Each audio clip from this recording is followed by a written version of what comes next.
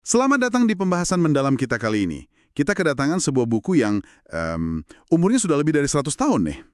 Tua sekali ya? Judulnya How to Argue and Win, karya Greenfield Cleaser dari tahun 1910.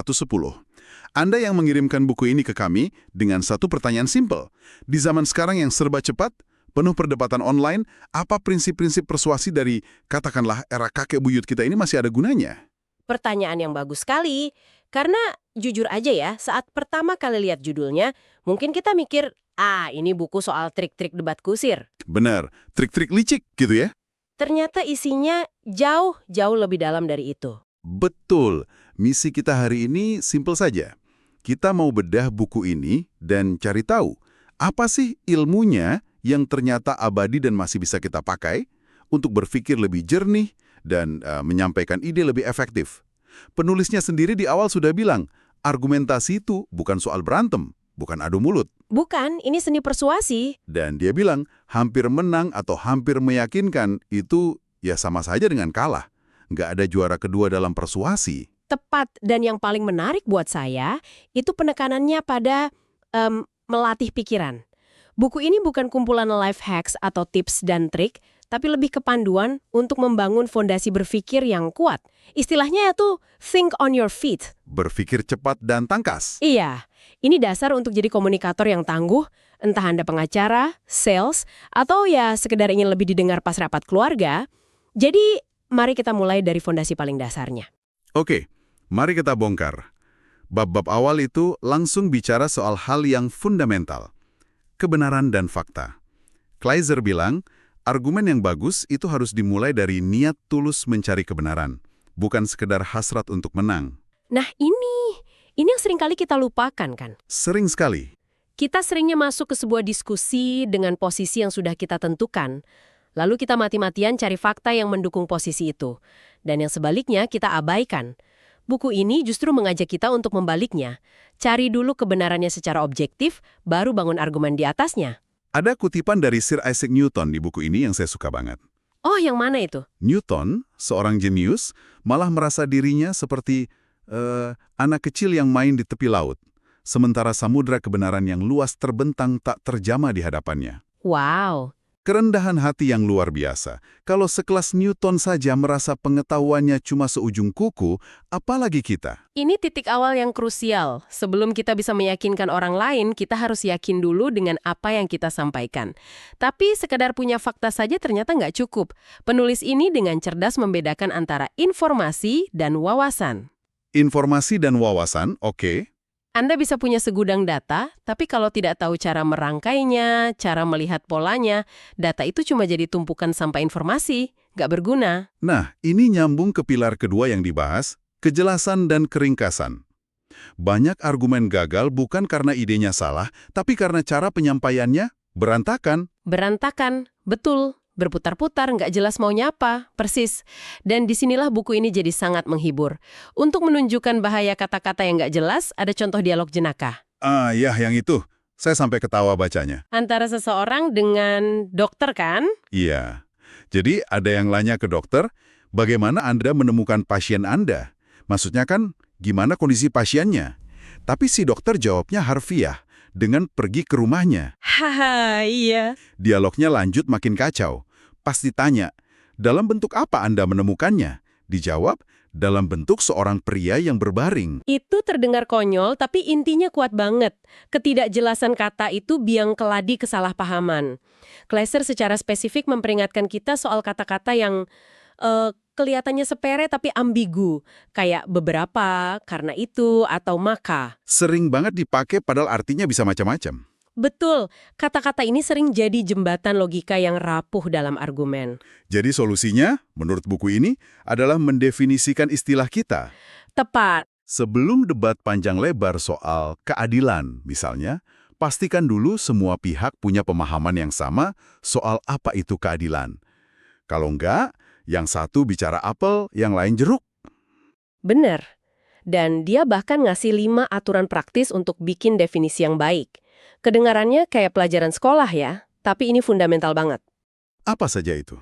Pertama, jangan pakai kata yang lagi didefinisikan di dalam definisinya. Kedua, Definisinya harus pas, jangan terlalu luas atau terlalu sempit. Ketiga, dan ini penting, jangan pakai bahasa yang kabur atau kiasan. Langsung ke intinya. Aturan ketiga itu yang paling menantang ya. Apalagi kita di Indonesia kan suka banget pakai kiasan dan perumpamaan. Tepat sekali. Kadang maksudnya baik, biar lebih sopan, tapi dalam sebuah argumen, itu justru bisa bikin kabur. Oke, jadi kita sudah punya fondasi, niat mencari kebenaran, data yang diolah jadi wawasan, dan penyampaian yang jernih. Sekarang, kita butuh alat buat merakit semua itu. Disinilah buku ini memperkenalkan silogisme. Silogisme. Mendengar namanya saja sudah kedengaran rumit dan akademis ya. Betul, kayak pelajaran filsafat. Padahal konsepnya sederhana. Ini cuma formula logika untuk menguji apakah cara kita menarik kesimpulan itu valid atau enggak. Terdiri dari dua premis atau pernyataan dan satu kesimpulan. Gitu aja. Dan bagian terbaiknya adalah contoh-contoh silogisme yang ngaco. Ini cara paling asyik buat belajar logika. Contoh pertama, tidak ada yang lebih baik dari kebijaksanaan. Roti kering lebih baik dari tidak ada. Kesimpulannya, roti kering lebih baik dari kebijaksanaan. Jelas salah kan? Jelas salah. Karena kata tidak ada atau nothing dipakai dalam dua arti yang berbeda. Di kalimat pertama, nothing itu artinya tidak ada satu hal pun. Di kalimat kedua, nothing jadi kata benda. Ini jebakan bahasa yang sering tidak kita sadari. Ada contoh lain yang lebih serius.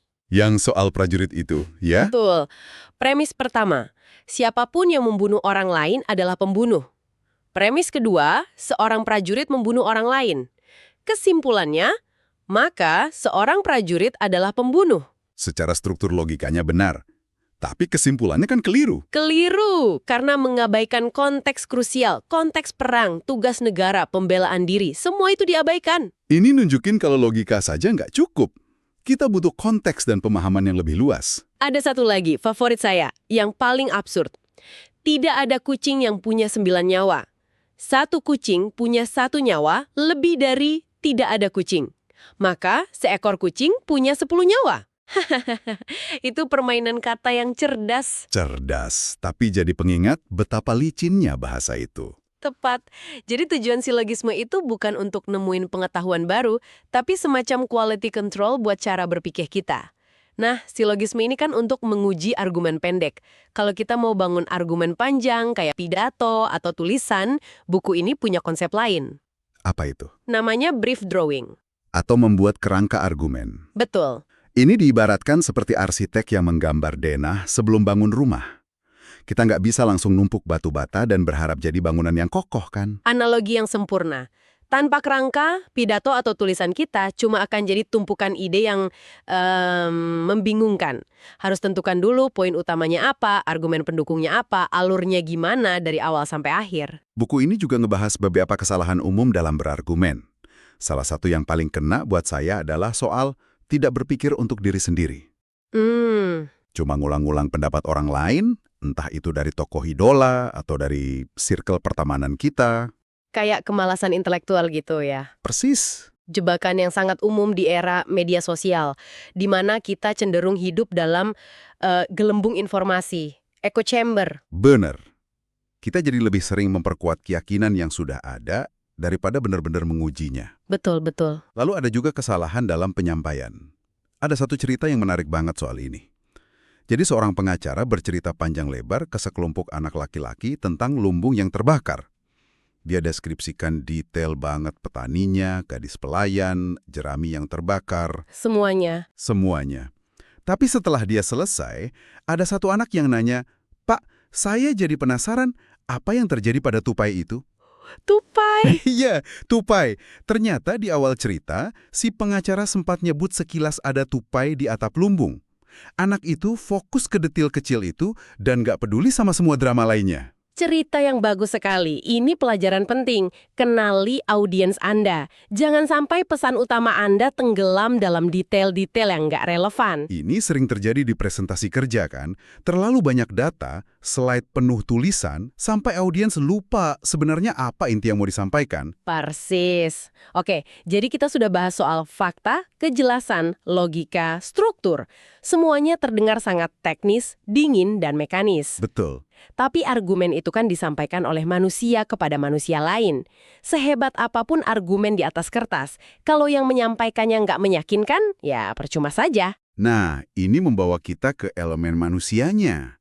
Buku ini punya satu bab khusus soal kepribadian. Betul, dan ini bagian yang sangat mencerminkan zamannya ya. Kleiser menekankan kalau postur fisik, Postur fisik, iya kayak dada yang tegap, tulang punggung yang lurus, itu adalah cerminan langsung dari kekuatan batin dan pikiran. wah ini kedengaran kuno sekali ya. Di zaman sekarang kalau kita bilang begitu mungkin bisa dianggap aneh. Tentu saja ini sangat khas era Victoria. Tapi kalau kita coba modernkan, idenya nggak sepenuhnya salah. Maksudnya? Coba pikirkan konsep power posing atau pentingnya bahasa tubuh dalam komunikasi.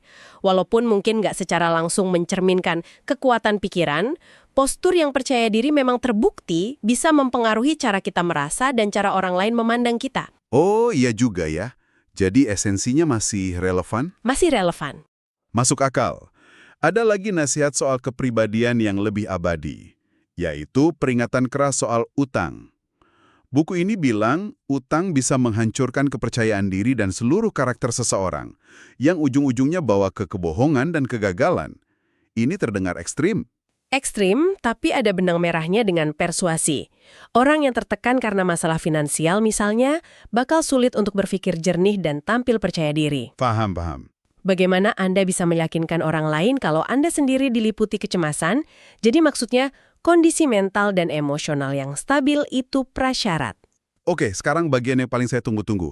Mari kita lihat gimana semua teori ini beraksi di dunia nyata. Ada satu kisah di buku ini yang benar-benar spektakuler. Soal Abraham Lincoln waktu dia masih jadi pengacara. Ya, ini adalah studi kasus yang sempurna. Lincoln sedang membela seorang pria yang dituduh melakukan pembunuhan. Situasinya genting. Saksi kunci dari pihak penuntut sangat-sangat meyakinkan. Meyakinkan sekali. Dia bersumpah di bawah sumpah bahwa dia melihat terdakwa menembak korban dari jarak sekitar 20 kaki. Dan dia sangat detail. Dia bilang kejadiannya di hutan, malam hari, sekitar jam 11 malam. Waktu ditanya gimana dia bisa lihat dengan jelas di tengah gelapnya hutan, dia jawab dengan penuh percaya diri. Saya melihatnya dengan sangat jelas di bawah terang bulan. Semua orang di ruang sidang tampaknya sudah yakin terdakwa bersalah. Suasananya pasti tegang sekali. Lalu giliran Lincoln yang melakukan interogasi. Dia nggak teriak, nggak membentak. Dia dekati saksi dengan tenang dan bertanya dengan nada yang hampir datar berulang kali. Jadi, Anda benar-benar yakin melihatnya dengan jelas? Dan saksi itu makin percaya diri. Tentu saja, saya melihatnya sejelas saya melihat Anda sekarang. Cahaya bulannya sangat terang. Lincoln terus mancing dia untuk ngulang-ulang frasa cahaya bulan. Seolah-olah ingin mastiin semua juri mendengarnya. Dan disinilah momen jeniusnya. Setelah saksi itu terkunci dalam kesaksiannya sendiri, Lincoln dengan perlahan merogoh sakunya. Dia mengeluarkan sebuah almanak. Almanak cetak biasa. Dia menyerahkannya sebagai barang bukti, lalu dengan tenang membacakan kepada juri bahwa menurut data astronomi di almanak itu, pada malam kejadian, bulan baru terbit pukul 1 dini hari. Hening seketika di ruang sidang. Hancur! Argumen saksi itu hancur berkeping-keping dalam sekejap. Dia nggak bisa ngomong apa-apa. Belakangan terungkap, saksi itulah pembunuh sebenarnya. Kisah yang luar biasa. Dan pelajarannya bukan sekedar fakta itu penting. Pelajaran yang lebih dalam adalah tentang kekuatan satu fakta kunci yang tak terbantahkan. Benar. Lincoln nggak mendebat semua detail cerita saksi. Dia cuma cari satu pilar penyangga yang paling lemah, yaitu klaim soal cahaya bulan. Dan meruntuhkannya, seluruh bangunan kebohongan itu pun ikut ambruk. Itu taktik yang cerdas sekali. Bukan adu argumen, tapi menghancurkan fondasi argumen lawan dengan satu pukulan telak. Buku ini juga punya contoh untuk profesi lain kan? Kayak untuk wiraniaga atau salesperson? Benar. Ada contoh dialog di mana seorang penjual ketemu pelanggan yang langsung bilang, saya tidak akan pesan barang untuk musim semi ini. Penjual yang nggak terlatih mungkin bakal langsung nyerah atau malah maksa. Tapi penjual di buku ini tetap tenang. Dia cuma jawab, menurut saya sebaiknya Anda memesan. Waktu si pelanggan nanya kenapa, dia nggak ngebujuk pakai rayuan. Dia menyajikan argumen logis. Iya, dia kasih data. Data penjualan musim lalu nunjukin permintaan lebih tinggi dari pasokan, tren pasar mengindikasikan ekonomi bakal membaik, dan ada resiko kehabisan stok kalau nggak pesan sekarang. Dan akhirnya pelanggan itu setuju. Ini contoh persuasi berbasis logika dan data, bukan sekedar basa-basi atau tekanan emosional. Semuanya kembali ke fondasi yang sama, fakta, kejelasan, logika, dan disampaikan dengan kepribadian yang meyakinkan. Itulah benang merah dari keseluruhan buku ini. Jadi, setelah membongkar buku dari tahun 1910 ini, apa artinya semua ini bagi Anda? Pelajaran yang bisa kita tarik ternyata sangat relevan. Persuasi yang efektif itu bukan soal trik manipulatif, tapi soal membangun argumen dari fondasi yang kokoh. Kejujuran dalam mencari kebenaran, kejelasan dalam berpikir dan berucap, logika yang runut, dan semua itu dibungkus dengan kepribadian yang tulus. Dan ini membawa kita pada sebuah pertanyaan penutup yang penting untuk Anda renungkan. Buku ini ditulis di era komunikasi yang jauh lebih lambat. Medium utamanya adalah surat, pidato yang disiapkan berhari-hari, dan percakapan tatap muka. Sebuah dunia yang sama sekali berbeda dengan dunia kita sekarang. Sangat berbeda. Sekarang kita hidup di tengah tsunami informasi dari media sosial, siklus berita 24 jam, dan rentang perhatian yang katanya makin pendek. Betul. Argumen seringkali terjadi dalam 280 karakter di Twitter atau lewat video singkat di TikTok. Pertanyaannya adalah, bagaimana seni argumentasi yang cermat, logis, dan berbasis fakta, seperti yang diajarkan buku ini, bisa bertahan atau bahkan berkembang di tengah kebisingan modern? Pertanyaan yang bagus. Apakah prinsip-prinsip ini justru menjadi semakin krusial sebagai penangkal disinformasi? Ataukah ini adalah sebuah seni yang perlahan-lahan hilang, ditelan zaman yang lebih menyukai slogan bombastis dan seruan emosional daripada penalaran yang mendalam? Sesuatu untuk Anda pikirkan lebih lanjut